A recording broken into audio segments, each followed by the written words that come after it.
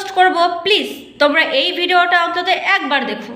তো চলো ভিডিওটা দেখে নাও। দেখুন, আমি যে দাঁড়িয়ে আছি, মুখ্যমন্ত্রী মমতা বন্দ্যোপাধ্যায়ের ছবি দেওয়া রয়েছে, নিচে লেখা রয়েছে আমাদের পাড়া আমাদের সমাধান। এটা একটা প্রকল্পের বোর্ড। কি লেখা রয়েছে পড়ে শোনাই।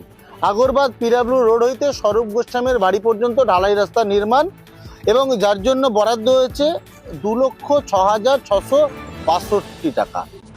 হওয়ার কথা ছিল এই পুরোটা, এই যে পুরো রাস্তাটা দেখছেন, হেঁটে হেঁটে যতদূর যাব, এই পুরো রাস্তাটা কিন্তু হওয়ার কথা ছিল ঢালাই, কিন্তু সেই ঢালাই হলো না।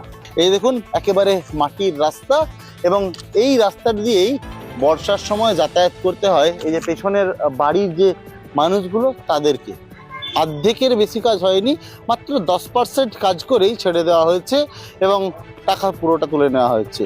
তো চটিচারাদের কাছে আমি জাস্ট দুটো প্রশ্ন করব। প্রথম প্রশ্ন হচ্ছে যে কাজ যখন কমপ্লিট হয়নি তাহলে কেন এই যে বোর্ডটা টানানো হয়েছে? আমরা জানি যে যখন কোনো পশ্চিমবঙ্গ সরকারের থেকে বা যে কোনো সরকারের থেকে যখন কোনো রকম কোনো প্রকল্পের কাজ শুরু হয়, তো কাজটা শেষ হয়ে যাওয়ার পরে কিন্তু সেখানে কিন্তু পশ্চিমবঙ্গ সরকারের বোর্ড টানিয়ে দেওয়া হয় যে হ্যাঁ এই কাজটা কমপ্লিট করা হয়েছে। কিন্তু এখানে যখন কাজ কমপ্লিট হয়নি তাহলে কেন আগে থাকতেই বোর্ড টানানো হয়েছে?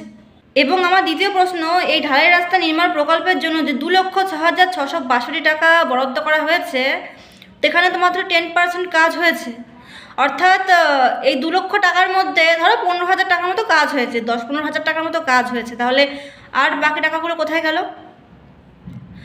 আমি কিন্তু উত্তরটা চটিচারাদের মুখ দিয়েই চাই, কারণ আমার প্রায় প্রতিটা পোস্টেই তোমরা অনেক বড় বড় কমেন্ট করো, অনেক রকম বেশি কথা বলো। তো আমি এই প্রশ্নটা তোমাদের মুখ দিয়ে শুনতে চাই। প্লিজ তোমরা কিন্তু আমাকে কমেন্টে অবশ্যই জানিয়ে যাবে যে টাকাগুলো কোথায় গেল, টাকাগুলো কাদের পকেটে গেল। আমি কিন্তু উত্তরটা তোমাদের মুখ দিয়ে শুনতে চাই।